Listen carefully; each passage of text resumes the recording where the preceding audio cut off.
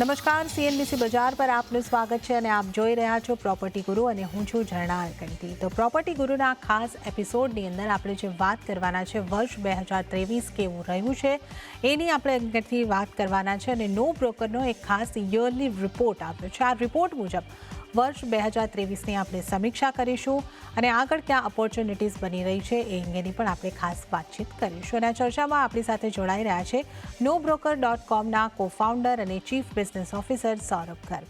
सौरभ जी, स्वागत है आपका सीएनबीसी बाजार पर। और जैसे कि मैंने बताया कि हम आपका जो ईयरली रिपोर्ट है उसके ऊपर खास बात करने वाले हैं। तो जिस तरीके से हमने देखा है 2023 का साल नए नए रिकॉर्ड बनाता हमें दिखा इन टर्म्स ऑफ डिमांड हो और सेल के जो फिगर्स आए हैं ये पूरे दशक के हाईएस्ट लेवल पर आते हुए हमने देखे। तो आपकी रिपोर्ट के हिसाब से कैसा रहा साल 2023 in terms of new launch, price appreciation और बाकी मायनों में आपके हिसाब से ये साल कैसा रहा? नमस्कार झरना जी। हाँ, 2023 काफी एक ब्रेकआउट ईयर रहा है रियल एस्टेट के लिए। अगर आप देखेंगे तो पिछले कुछ साल अच्छे नहीं थे रियल एस्टेट के लिए। 2013 से 2020 रियल एस्टेट ज्यादा अप्रिशिएट नहीं हुआ, सेल भी काफी फ्लैट थी। हमने देखा कि 2023 में पूरे दशक के रिकॉर्ड्स टूटे हैं। तो हाईएस्ट प्राइस एप्रिसिएशन 2023 में हुआ है पिछले 10 साल में। Largest number of new launches वो भी 2023 में हुए हैं एंड उसका एब्जॉर्प्शन भी हुआ है। तो काफी अच्छी डिमांड है, बायर्स हैं मार्केट में एंड जो भी लॉन्चेस हुए उनका काफी क्विकली एब्जॉर्प्शन भी देखा गया है। इसी के साथ हमने देखा कि रीसेल मार्केट भी काफी अच्छा करा है। रीसेल में भी बहुत डिमांड है क्योंकि लोग अभी भी काफी लोग ready to move in property prefer करते हैं और इसलिए वो रीसेल की तरफ उनका रुझान बढ़ा और हमने देखा कि वो प्रॉपर्टीज भी काफी अच्छा करा। एंड इवन रेंटल मार्केट काफी बॉयंट था, काफी डिमांड थी रेंटल के लिए, रेंट्स भी काफी बढ़े पिछले 2 साल में। एंड हमने देखा कि गेटेड कम्युनिटी स्पेशली उनमें रेंट्स काफी बढ़े हैं। बट ओवरऑल काफी अच्छा साल था। चाहे आप ओनर हैं चाहे आप सेलर हैं, पहली बार ऐसा हो रहा है कि आपको अपने जो आप प्राइस कोट कर रहे हैं वो मिल पा रहा है।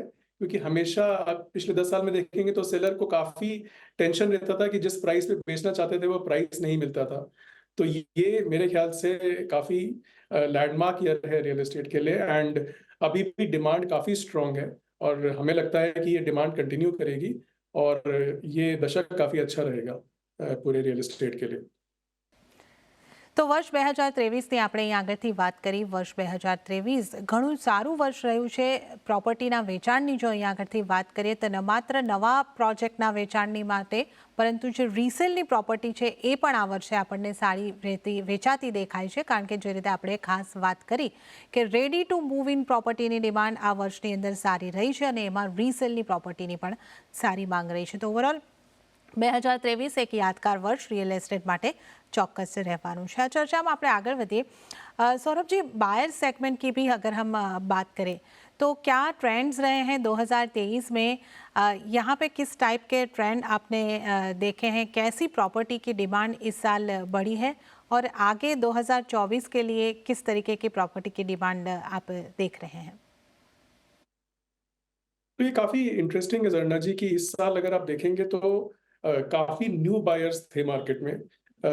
तो न्यू बायर से काफी डिमांड आया और इसका रीजन ये है कि अगर आप देखेंगे कि रेंट्स भी काफी बढ़ गए हैं। तो कुछ कुछ जगह तो ऐसा हो गया है कि रेंट प्रॉपर्टी की जो रेंटल यील्ड है वो 5 से 6% तक चली गई है। तो काफी टेनेंट्स जो कि रेंट पे रह रहे थे उनको लगा कि difference between EMI and rents has actually come down. और वो डिफरेंस क्योंकि कम हो गया है तो काफी लोगों ने इसलिए प्रॉपर्टी खरीदने में ज्यादा, उन्हें लगा कि ज्यादा बेटर है कि प्रॉपर्टी वो खरीद ही लें थोड़ा सा ज्यादा पैसा देके। एंड दैट्स व्हाई ये काफी लोग इस तरह के मार्केट में थे। और हमने देखा कि काफी जो सेलर्स एंड ओनर्स हैं उन्हें भी, क्योंकि हायर रेंट्स मिल रहे थे ओनर्स को, उन्होंने भी और प्रॉपर्टी देखने की कोशिश करी कि इन्वेस्टमेंट के लिए क्या हम और प्रॉपर्टी खरीद सकते हैं। और कुछ टेनेंट्स ऐसे भी थे जो चाहते थे कि हम प्रॉपर्टी खरीदना चाहते हैं बट उनके बजट के थोड़ा बाहर थी। तो उन लोगों ने शहर के थोड़ा सा बाहर की तरफ प्रॉपर्टी खरीदी जो कि वो रेंट आउट कर सकते हैं और खुद शहर के अंदर रेंट पे रह रहे हैं। ये भी हम लोगों ने ट्रेंड पहली बार देखा कि टेनेंट्स ऐसा भी कर रहे हैं। एंड क्योंकि प्राइस काफी अप्रिशिएट करे तो एक फियर ऑफ मिसिंग आउट भी था लोगों के दिमाग में कि अगर अभी प्रॉपर्टी नहीं खरीद पाए तो फिर बाद में शायद प्रॉपर्टी उनके बजट से बाहर हो जाएगी, वो लोग नहीं खरीद पाएंगे। ये भी एक रीजन है कि काफी न्यू बायर्स इस टाइम प्लेटफॉर्म पे आए। हमने देखा कि गेटेड सोसाइटीज जो भी वर्किंग एरियाज के पास हैं, आईटी पार्क्स के पास हैं, उनमें काफी डिमांड देखी गई। लेकिन इसके साथ साथ कुछ सबर्ब्स एरिया जैसे कि बैंगलोर में अगर आप देखेंगे तो एयरपोर्ट के पास, या फिर हम मुंबई में देखें तो थाने नवी मुंबई, इन जगह में भी काफी काफी डिमांड देखी गई। तो ओवरऑल डिमांड काफी स्ट्रांग है। एंड कुछ गेटेड सोसाइटीज जो कि अब लोगों के बजट के बाहर हो गई हैं, तो इंडिपेंडेंट हाउसेज या इंडिपेंडेंट बिल्डर फ्लोर्स, इनकी भी डिमांड इस साल देखी गई, बिकॉज इनका प्राइस उतना नहीं बढ़ा है जितना कि गेटेड सोसाइटीज का बढ़ा है। तो वो भी एक नया ट्रेंड हम लोगों ने देखा। बट इसमें काफी इंटरेस्टिंग अगर आप देखेंगे तो दो ट्रेंड काफी स्ट्रांगली निकल के आए हैं कि एक, 1 करोड़ प्लस प्रॉपर्टी में बहुत स्ट्रांग डिमांड है। जो लोग पहले 80 लाख से 1 करोड़ के बीच में प्रॉपर्टी खरीदने की सोच रहे थे, वो लोग भी अपग्रेड करके 1 करोड़ प्लस में चले गए हैं। तो बड़ी प्रॉपर्टी, थोड़ा लग्जूरियस प्रॉपर्टी, इसकी तरफ डिमांड काफी बढ़ी। But at the same time हमने ये भी देखा कि जो लोग 50 से 80 लाख के बीच में प्रॉपर्टी खरीदने की सोच रहे थे, उन लोगों ने डाउनग्रेड किया है। तो वो लोग 60 लाख के नीचे, 50 लाख के नीचे ऐसी प्रॉपर्टी देख रहे हैं। तो आई थिंक ये एक ट्रेंड देखने को मिल रहा है कि जो प्रीमियमाइजेशन हो रहा है, तो उसकी वजह से लोग बड़े घर खरीद रहे हैं, गेटेड सोसाइटीज खरीद रहे हैं। But at the same time जो थोड़ा मिडिल, लोअर मिडिल था, उसने डाउनग्रेड किया है और मोर अफोर्डेबल हाउसेस की तरफ वो लोग मूव करे हैं। ઓકે, તો અહીં આગળથી પ્રીમિયમ પ્રોપર્ટીની ડિમાન્ડ જે વધતી દેખાઈ રહી છે એ પણ આપણે અહીં આગળથી ચર્ચા કરી છે, અને અફોર્ડેબલમાં હજી વધુ અફોર્ડેબલ ઘરોની પણ એક અહીં આગળથી ડિમાન્ડ આવતી દેખાઈ રહી છે. તો એક સમય આ બંને તરફ આપણને ઘરોનું બાઇંગ થતું જે છે એ દેખાઈ રહ્યું છે. सौरभ जी, ये भी आपसे समझना था कि जिस तरीके से आपने बताया कि रेंटल यील्ड इस साल में ज़्यादा अच्छी पाई गई है, 5-6% की आपने बात की, जो रेसिडेंशियल में माना जाता है कि 2.5-3% से ज़्यादा नहीं आती है. तो क्या इस चीज़ को देखते हुए जो हम अभी तक बात कर रहे थे कि एंड यूज़र्स घर खरीदारी करते हैं, तो क्या अब इन्वेस्टर्स भी वापस खरीदारी के लिए रियल एस्टेट में अपना इन्वेस्टमेंट करना शुरू करेंगे आगे के साल को अगर हम देख रहे हैं तो? बिल्कुल, हम लोग इस साल देख रहे हैं कि काफी नए इन्वेस्टर्स मार्केट में हैं, जो कि सिर्फ इन्वेस्टमेंट के लिए घर खरीद रहे हैं। जैसे मैंने बोला कि रेंटल यील्ड कुछ कुछ एरिया में 5-6% भी आ गई है, जैसे बैंगलोर जैसी जगह में। और बॉम्बे में भी जहां आप 1.5-2% की बात करते थे, वहां 2.5 से 3% या उससे ऊपर भी हमें रेंटल यील्ड देखने को मिल रही है। तो काफी इन्वेस्टर्स हैं जो कि अभी मार्केट में हैं, और उन्हें लगता है कि रेंटल यील्ड के साथ साथ उन्हें प्राइस अप्रिसिएशन भी मिलेगा। इस साल में अगर आप देखेंगे तो across the cities double digit में प्राइस अप्रिसिएशन हुआ है, 11 से 18% के बीच में प्राइस अप्रिसिएशन हुआ है, जो कि दशक का हाईएस्ट है।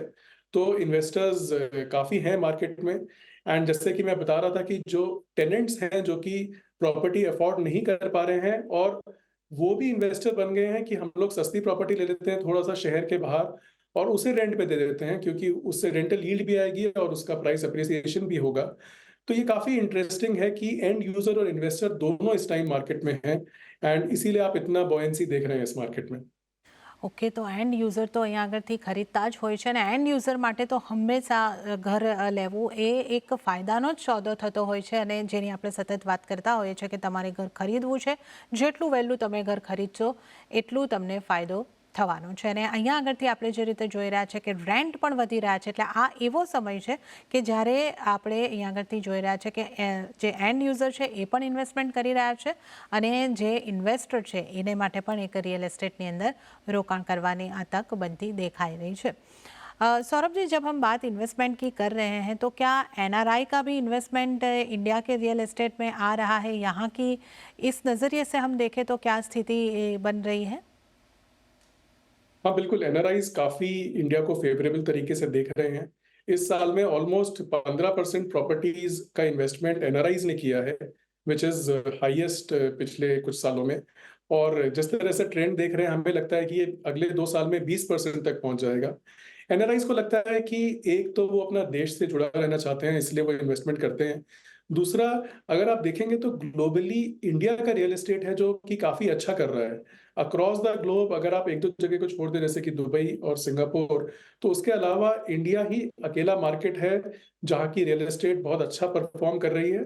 एंड गिवन दैट डॉलर के साथ जिस तरह का रुपये का वो चल रहा है, तो लोगों को लगता है कि इस टाइम अच्छा टाइम है इन्वेस्ट करने के लिए, प्रॉपर्टी उन्हें सही दाम पे मिल रही है और आगे जाके प्राइस भी बढ़ेगा और उनको रेंटल यील्ड भी मिल रही है। So NRIs are very, very bullish on India, and the contribution to investment is increasing every year. Okay, તો એનઆરઆઈ પણ ભારતની તરફ ધ્યાન આપી રહ્યા છે અને ભારતમાં રોકાણ કરીને અહીંયા આગળથી પણ એક સારા રિટર્ન જનરેટ થઈ શકે છે, તો માટે અહીંયા આગળથી રોકાણ વધતા એનઆરઆઈના ભારતીય रियल एस्टेटની અંદર देखाई રહ્યા છે। अब सौरभ जी, वापस आपके जो ईयरली रिपोर्ट में एक खास चीज़ मैंने देखी कि बायर्स प्रोफाइल आपने एक यहाँ पे समझाए हुए हैं। थोड़ा हमारे दर्शकों को भी आप समझा पाएंगे थोड़ा डिटेल में किस तरीके की प्रोफाइल बायर्स की आपने इस रिपोर्ट में जो आपने अच्छे से समझाया है, किस तरीके की रही है, किस तरीके के इंटरेस्ट बायर्स के रहे हैं?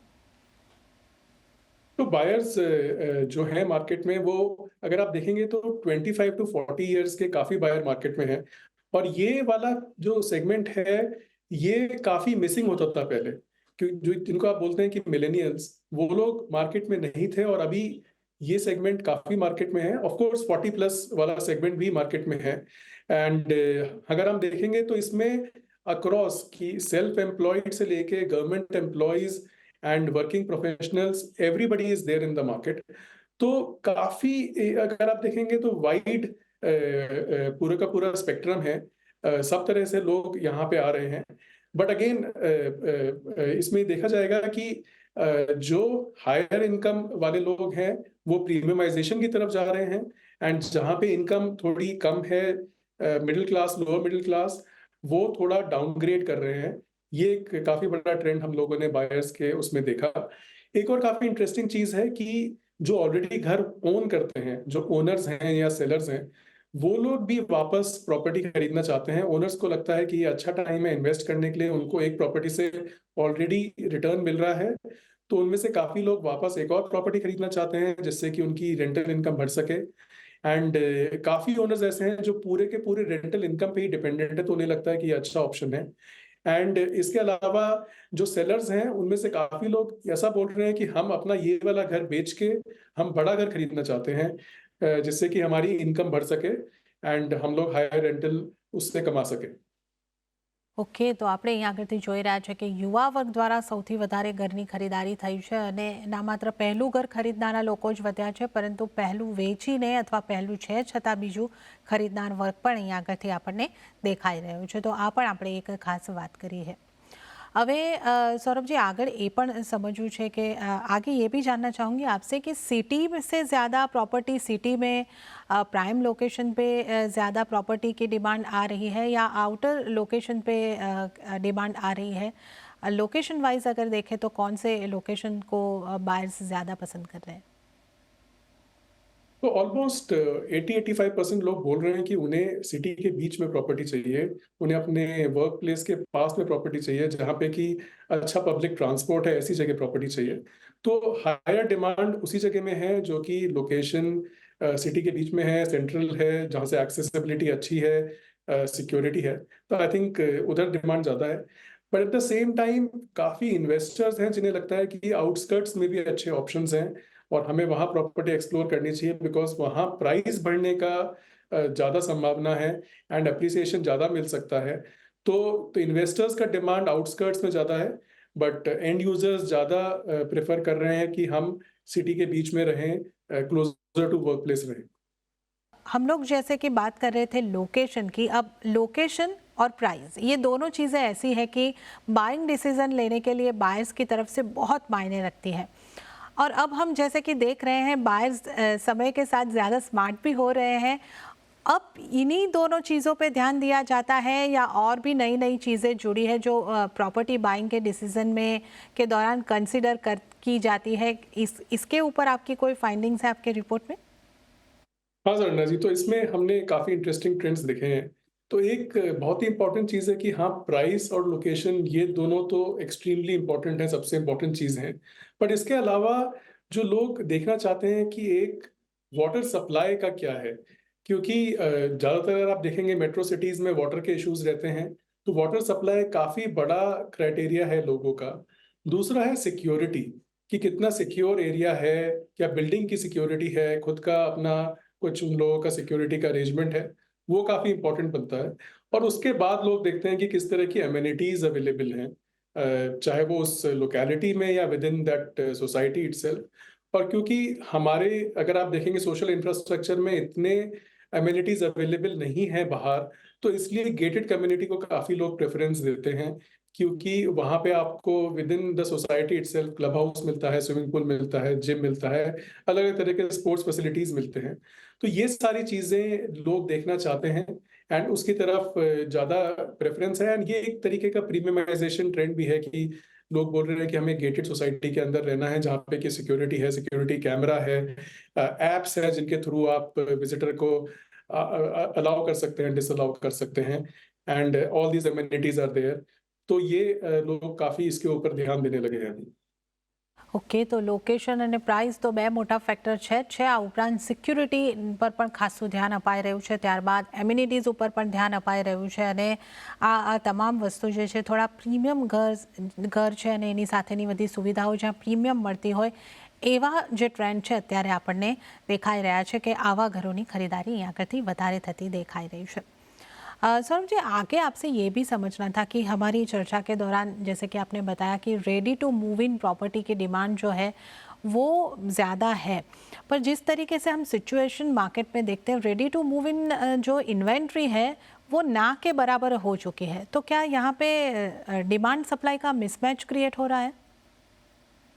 या बिल्कुल सही बोल रहे हैं। तो जो इन्वेंट्री ओवरहैंग था पूरे का पूरा, वो काफी कम हो गया है। And ready to move in inventory तो अभी बहुत ही मुश्किल से मिलती है, एंड प्रीमियम सेगमेंट में तो अवेलेबल है ही नहीं अक्रॉस द सिटीज।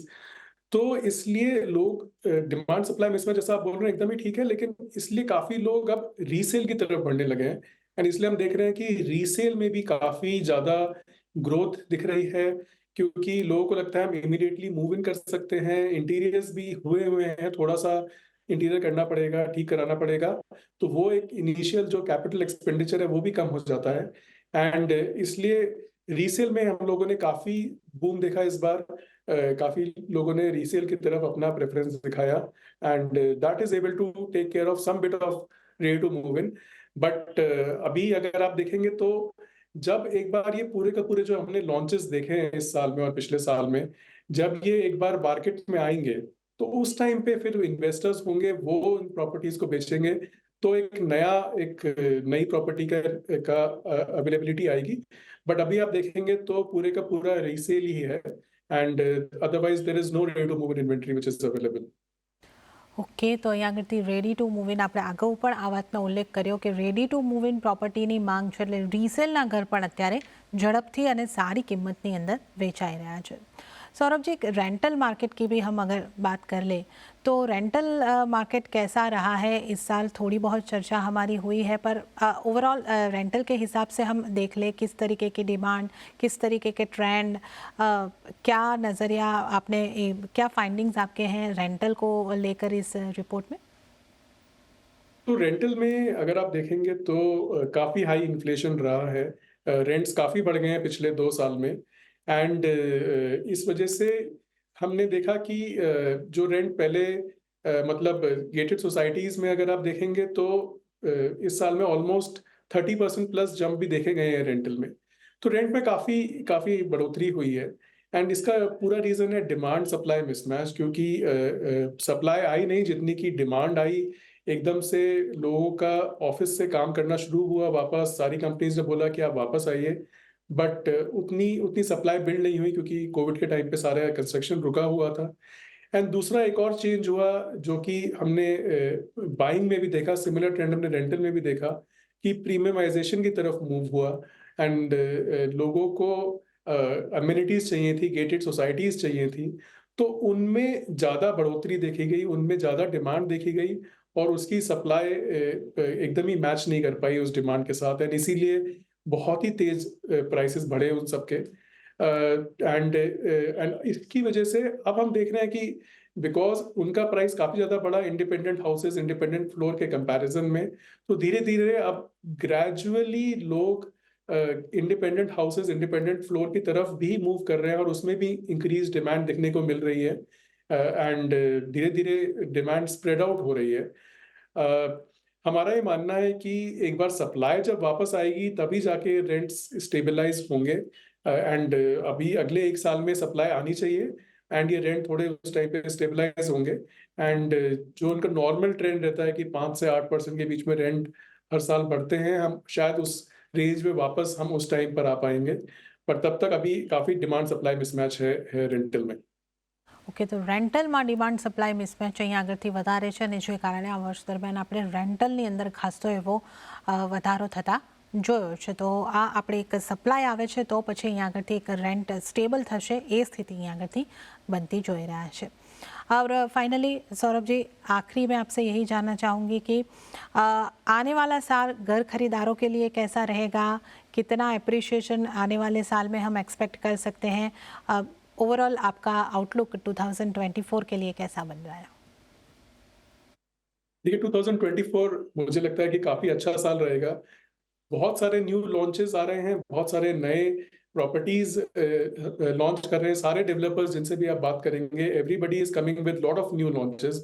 तो बहुत ही अच्छा पाइपलाइन है, तो काफी ऑप्शंस रहेंगे लोगों के पास and at the same time prices काफी बढ़ गए हैं एंड जिस तरह की डिमांड दिख रही है मार्केट में, मुझे लगता है कि जितने भी लॉन्चेस हैं सब काफी जल्दी एब्जॉर्ब होंगे and prices should stay high. Investors के लिए भी अच्छा रहेगा क्योंकि रेंटल यील्ड अभी अच्छी है एंड कैपिटल गेन भी हो रहा है। तो ओवरऑल काफी पॉजिटिव आउटलुक है and this should continue. I am really very optimistic about 2024। Okay, તો વર્ષ 2024 પણ રિયલ એસ્ટેટ માટે સારું રહી શકે છે એવી આશા અપેક્ષા અહીં આગળથી ચોક્કસપણે બનતી દેખાઈ રહી છે। सौरभ जी, आपका बहुत बहुत शुक्रिया, आप हमारे साथ जुड़े, इस शो में आपने हिस्सा लिया, हमारे साथ इतनी सारी इनसाइट शेयर्स की, आपका बहुत बहुत धन्यवाद। तो સાથે જ પ્રોપર્ટી ગુરુની આ રજૂઆતમાં પણ હાલ પૂરતું આટલું જ। હાલ મને પણ આપશો રજા। વધુ અપડેટ્સ અને સમાચારો માટે આપ જોતા રહો CNBC બજાર। નમસ્કાર।